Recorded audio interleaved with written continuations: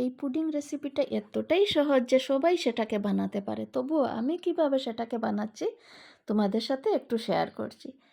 আর এই পুডিং রেসিপিটা বানানোর জন্য লাগছে শুধুমাত্র 2টো ডিম আর একটুখানি কলা। কলা আর ডিম দিয়ে যে এত টেস্টি একটা পুডিং হয়ে যায় এটা তো সবারই জানা, তবুও আবার দেখিয়ে দিচ্ছি। আমি এখানে 2টো ডিম আর 3টে কলা নিয়েছি। তোমরা যে যেরকম সাইজের পুডিংটা বানাতে চাইবে সেই অনুযায়ী ডিম কলা এগুলো ইউজ করবে। তো এখানে দিয়ে দিলাম ডিম কলা গ্রাইন্ডারের জারের মধ্যে, আর তার মধ্যে দিয়ে দেবো এখন আমি 1 কাপ পরিমাণ দুধ। ও হ্যাঁ, আমি এখানে লিকুইড দুধের মধ্যে 2 চামচ গুঁড়ো দুধও দিয়েছিলাম পুডিংয়ের টেস্টটাকে আরও একটু বাড়ানোর জন্য। তো এইদিকে সেটাকে গ্রাইন্ড করে নিচ্ছি, আর গ্রাইন্ড করে এবারে দিচ্ছি চিনি। তোমরা হয়তো ভাববে চিনিটা তো প্রথম দিয়ে একসাথেই গ্রাইন্ড করে নিতে পারতে। হ্যাঁ গো, আমি চিনিটা দিতে একদম ভুলে গিয়েছিলাম, তাই জন্য এখন দিচ্ছি। আচ্ছা, ওইদিকে চিনিটাকে আমার একটু ক্যারামেল করে নিতে হবে। ক্যারামেলের জন্য এখানে 3 চামচ পরিমাণ চিনি দিয়ে দিয়েছি। সেটাকে জল টল কিছুই দিতে হবে না, এমনিতেই সেটা আপনি আপ ক্যারামেল হয়ে যাবে। দেখো সেটা হয়েই যাচ্ছে।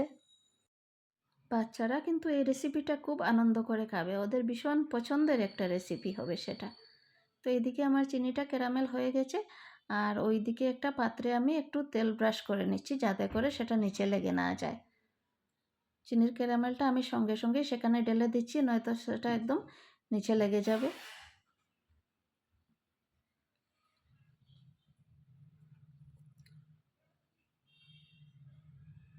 আর ওইদিকে যেটা পেস্ট করে রেখেছিলাম এই মিশ্রণটা এইখানে দিয়ে দিলাম। এবারে আর কিছু না, গ্যাসে একটা কড়াই বসিয়ে দেব, কড়াইয়ের মধ্যে দিয়ে দেব বেশ খানিকটা জল, মানে যাতে করে জলটা এই পাত্রের নিচে থাকে এতটুকু পরিমাণে জল আমি দেব। দেখো এইখানে পাত্রটার একটু নিচে আছে জল। এইবারে দিয়ে দেব ওইটা একটা ঢাকা, তারপর তার উপরে আরও একটা ঢাকা দেব। আর মধ্যের ঢাকাটা দেওয়ার কারণ হচ্ছে ওইটা জলটা যখন ফুটবে এই ঢাকনার মধ্যে জলটা লেগে যাবে, আর ওই জলটাই পড়ে যাবে পুডিংয়ের উপর। সেটা না পড়ার জন্য আমি 2টো ঢাকনি এখানে দিলাম। 5 মিনিট, শুধু 5 মিনিট সেটাকে আমি বয়েল করেছি। 5 মিনিট পরে এবার ঢাকনা তুলা দিচ্ছি। দেখো একটা ছুরির সাহায্যে আমি সেটাকে দেখিয়ে দিচ্ছি, কিছুই লাগেনি কিন্তু সেটাতে, তার মানে আমার ওইটা পুরোপুরি কমপ্লিট হয়ে গেছে। এবারে আমি সেটাকে নামিয়ে ঠান্ডা করে 2 ঘন্টার জন্য ফ্রিজে রেখে দেব।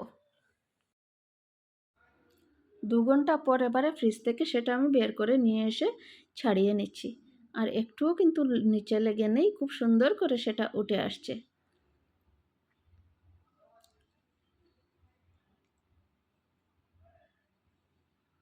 দেখতেও কিন্তু দারুণ হয়েছে, তাই না বলো? তো এবারে আর কি, সেটা কেটে খাওয়ার পালা। ঘরের সবাইকে সেটা পরিবেশন করো, সবাই খেয়ে কিন্তু ভালোই বলবে, ভালো লাগবে সবার খেতে। আর আজকের মতো ভিডিওটা আমি এখানেই শেষ করছি। সবাই খুব ভালো থেকো, আনন্দে থেকো। আবারও দেখা হচ্ছে নেক্সট কোনো একটা ভিডিওর সাথে।